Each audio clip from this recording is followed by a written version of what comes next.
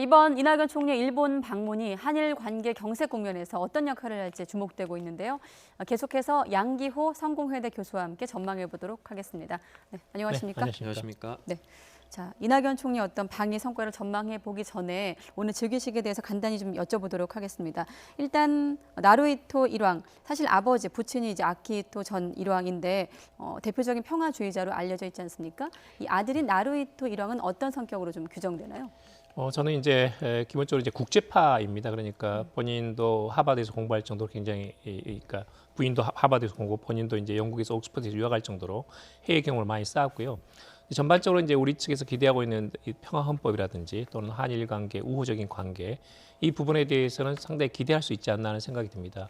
그러니까 이제 원래 즉위는 5월 1일 날 했습니다. 그때 즉위는 끝났고 이번 즉위식은 이제 이런 국내에 즉위를 알리면서 또 축하하는 그런 자리거든요. 네. 5월 1일에도 그때 이제 이 세계 평화라는 것을 언급을 했습니다. 그리고 이번에도 이제 이 헌법을 지키는 거, 그 다음에 세계 평화를 바란다는 거, 이런 것들은 상당히 뭐랄까 그 아베 정권을 견제할 수 있는 적어도 이제 아키히토 일왕이 해왔던 그런 역할을 잘할 수 있지 않나 하는 그런 기대감을 갖게 합니다. 네, 그 말씀하신 것처럼 그 헌법을 지키겠다 이런 오늘 그 나루히토 일왕의 메시지가 그 아베 총리는 그동안 헌법을 고쳐서 전쟁 가능한 국가를 만들겠다 이렇게 주장을 해왔는데 이거랑 좀 많이 상충되거든요. 이게 어떻게 나루히토 일왕의 메시지가 좀 영향을 미칠까요? 근데 기본적으로 이제 뭐랄까 아베 수상이 지금 헌법을 개정하려는 것에 대해서는 역시 지금의 일왕은 지금 있는 평화헌법을 존중하겠다는 그런 뜻으로 익힐 수가 있습니다. 네. 또 한편으로는 이제 원칙론 쪽에서 본다면 당연히 이제 이것은 상징천왕제이기 때문에 헌법에 따른 그 일왕의 권한이라는 것이 있거든요. 가장 중요한 것은 국민 통합의 상징이고 또 하나는 이제 정치에 개입할 수 없습니다. 이건 상징천왕제이기 때문에. 근데 그런 부분에 대해서 헌법에서 규정된 일왕의 역할에 충실하겠다는 어떤 원칙적인 그런 발언으로도 볼 수 있지 않나는 생각이 듭니다. 네. 네, 나루히토 일왕을 기준으로 하면 이제 유년기 때 전쟁을 겪은 세대라고 할 수 있는데 말씀하신 대로 일왕 같은 경우는 헌법상 어떤 정치에 개입할 수 없는, 할 수 있는 그런 권한을 갖고 있지는 않지만 상징적인 어떤 권위가 있기 때문에 이 일왕이 주는 메시지가 그 일본 국내 여론에 어떤 영향을 미칠 것인가도 우리가 또 주목해야 할 부분 아니겠습니까? 그렇습니다. 이제 그 역할을 잘한 게 이제 상황인 그 아키히토 일왕인데요. 아까 말씀드린 아키히토 일왕은 이제 어렸을 때 그 전쟁도 경험을 했고 해서 공습을 피해가지고 그 시골로 이렇게 소개한 적도 있거든요. 네. 네. 근데 그러다 보니까 이제 평화 헌법에 대한 애착이 굉장히 강했고 특히 한일 관계에 대해서 굉장히 관심이 높았습니다. 본인은 사실은 굉장히 한국에 오고 싶어 했거든요. 네. 근데 정치적인 이유로 못 온 겁니다. 그래서 이제 그런 면에서는 한일 관계 또는 어떤 개선 또는 이제 평화 헌법을 지키는 거 이런 것은 상당히 우리 쪽으로서 기대할 수 있지 않나 생각이 들고 저는 그런 면에서는 이전에 아키히토 일왕하고 지금 나루히토 일왕은 약간 차별화된 건 뭐냐면 네. 아키히토 일왕은 완전히 그런 그 일본 국내 보수적인 분위기에서 양육됐거든요. 그런데 처음으로 일본 왕 시대에서 해외 나가가지고 혼자 유학 생활을 한 그런 경험은 일본 역사상 처음입니다. 그래서 본인이 영국에 이 유학을 가가지고 옥스퍼드에서 1년간 공부를 했거든요. 그건 완전히 이제 그런 어떤 수행원도 없이 혼자 공부한 겁니다. 네. 근데 그런 점에서는 이런 어떤 문화의 다양성 또는 이제 어떤 각각 이렇게 뭐랄까 영국뿐만 아니라 어떤 세계적으로 많은 이 유학생들이 몰려 있고 거기서 다양한 어떤 가치관을 섭취하는 그런 젊은 시절을 보냈기 때문에 이런 것들은 주변국에 대해서 이해도를 높일 수가 있고 또는 그 약간 생각은 다를지 모르지만 한국이나 중국과의 어떤 이해를 높이는 데 있어서 상당히 크게 저는 작용했을 거라고 봅니다. 네. 그런 점에서는 이전에 일왕의 어떤 평화 지향이었다면 그 평화에다가 국제를 더하는 그런 면에서는 조금 더 열린 그런 일본의 왕실을 만들어가는데 큰 역할을 하지 않을까 그렇게 기대하고 싶습니다. 상대적으로 유연한 이제 일본 왕실을 맞습니다. 기대해 볼 수 있는 상황인데 일단 지금 한일 관계가 굉장히 이제 경색된 상황인데 이제 이낙연 국무총리가 이번에 방일을 해서 좀 뭔가 이렇게 물꼬를 트지 않을까 이런 기대감이 나오고 있는 상황인데 그 이낙연 국무총리가 우리 정부 대표로 나간 것 자체가 그 의미를 좀 부여할 수 있을 것 같더라고요. 예, 맞습니다. 지금 이제 그동안에 이런 그 한일 간의 좀 정상급 회담이 조금 몇 달간 좀 부재했거든요. 근데 그런 면에서는 이제 이낙연 총리를 보낸 것은 상당히 의미가 있습니다. 지금 사실 연내에 아마 일본 기업에 대한 자산 처분이라는 현금화라는 상당히 위기가 올 수도 있고 근데 그런 점에서는 빨리 지금 손을 써야 될 상황이거든요. 그런 점에서 실제적으로 이 문제를 가장 잘 알고 있습니다. 작년 10월에 강제징용 판결이 있었고 이후에 이제 정부에서 대책반을 만들었고 거기에 이제 실무적인 어떤 검토를 전부 다 총지휘한 사람이 이제 이낙연 총리거든요. 네. 또 그동안에 이제 일본 측에서 여러 가지 많은 민원을 이낙연 총리한테 부탁을 했었습니다. 이 강제징용 해법에 대해서 좀 역할을 해달라고.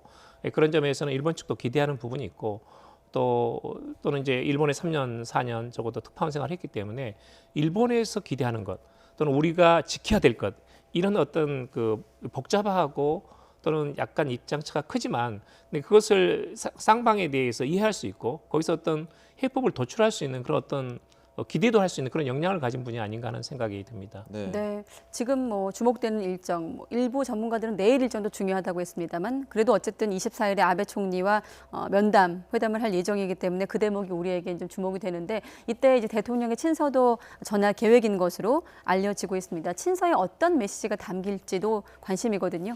그렇습니다. 지금 이제 정해진 시간이 지금 10분, 15분이거든요. 네. 어저께부터 지금 아베 총리의 그 외국 국빈들 간의 면담이 시작돼서 하루에 10명씩 해가지고 5일간 50명을 지금 만나게 됩니다. 그러다 네. 보니까 이제 10분에서 15분 정도 제한이 돼 있고 그래서 이제 그 친서를 전하고 뿐만 아니라 친서에 담긴 내용을 본인이 조금 강하게 조금 일본 측에 전달하는 그런 점에서 가능하면 이것을 한일 간의 지금 이 경색 국면을 풀어나가기 위해서 양국 정상이 노력하자는 거다. 하나. 그다음에 빠른 시일 내에 정상회담을 개최를 해가지고 이 문제를 해법을 찾아내서 그래서 한일 관계가 더 이상 악화되는 것은 피하고 그런 점에서 양국 정상 간의 리더십을 기대한다. 이런 정도의 좀 내용이 들어있지 않을까 하는 그렇게 생각을 합니다.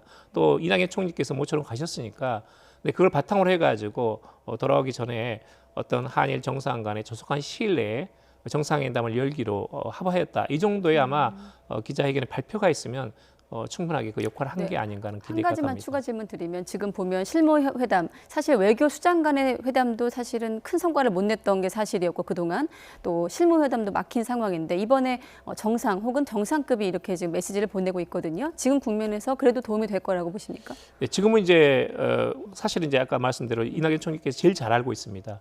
그리고 대통령의 어떤 그 생각이 담긴 친서가 지금 전달이 되니까요. 그리고 뿐만 아니라 이제 실무 차원에서도 이미 조성 차관이 가가지고 일본 외무성에 아키바 차관하고 지금 협의를 하는 걸로 알고 있습니다. 네. 네, 그런 점에서는 한국 외교부에서 가장 이 문제에 정통한 차관, 조성 차관 그리고 이제 적어도 국내 정치가 중에서는 한일 양국의 어떤 접점을 찾아낼 수 있는데 가장 그 어떤 큰 기대를 걸 수 있는 이낙연 총리가 가서 적어도 한일 간의 어떤 지금의 경색 국면을 타결할 수 있는 어떤 그런 그 어떤 뭐랄까 조건을 좀 만드는 그 상황을 확실하게 좀 개선할 수 있는 그 어떤 이런 그 계기가 그런 됐으면 하는 네. 바람이 있습니다. 그 이제 근데 일본 쪽이라든지 이런 데서 언론에서 나오는 얘기들을 보면 그 기본적인 일본 정부 입장은 바뀌지가 않은 것 같은데 사실 양보가 있어야 어느 정도 뭐 만나기도 하고 정상끼리 만나기도 하고 이럴 수 있는 상황 아니겠습니까? 좀 어떻게 전망하십니까? 저는 이제 사실은 이대로 가면 사실은 굉장히 어려워집니다. 그러니까 일본 전범 기업들에 대해서 자산을 처분해 버릴 경우에는 상당히 한일 관계는 또다시 이제 더 이런 그 헤어나기 힘든 악화된 상태로 가버리는 것은 한국도 알고 있고 일본도 알고 있습니다. 그런 점에서는 아베 총리도 만약에 한일 관계가 최악이 될 경우에는 국내적으로 굉장히 정책의 부담이 따르는 거거든요.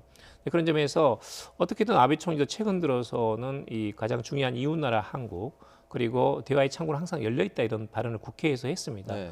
그런 점에서는 정상회담까지 포함해가지고 창구 자체까지 막힌 건 아니다라고 저는 보고 있고 네. 단지 이제 일본 정부의 입장이 지금 완강하기 때문에 이 부분에 대해서 어떻게 접점을 찾을지는 이낙연 총리의 역할이 중요하다.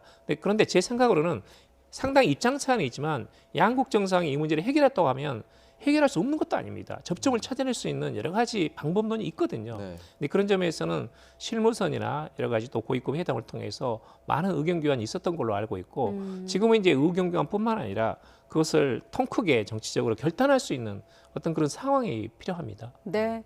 자, 끝으로 지금 내일은 일본 연립여당이죠. 공명당 대표도 만날 예정이고 또 제1야당 대표의 면담도 예정돼 있는데 내일을 좀 활용한다면 어떻게 좀 활용할 수 있겠습니까? 우리 내일, 입장에서. 그렇습니다. 내일은 이제 일본 공명당 연립여당이거든요. 네. 연립여당의 역할은 굉장히 중요합니다. 또 입헌민주당은 야당으로서 한일 관계 개선을 촉구하는 그런 목소리를 낼 수가 있습니다. 또 이제 일본 게이단 낸 우리나라 이제 정경련에 해당하는 회장도 만나가지고 제1교포들의 어떤 그런 그 고충에 대해서 이야기하고 또 최근에 수출 규제, 화이트 국가에 대해서 일본 측의 의견도 들어보고 그런 과정을 통해 가지고 한일 관계 국민들 간의 정서에서 상당히 이런 그 반감 같은 것이 있는데 그런 것들을 완화시키는 어떤 공공외교 그런 점에서는 상당히 긍정적인 역할을 하지 않을까 그렇게 생각하고 있습니다. 네, 알겠습니다. 지금까지 일왕 지기식 그리고 한일 관계 전망 네. 양기호 성공회대 교수와 함께했습니다. 오늘 말씀 고맙습니다. 고맙습니다. 감사합니다.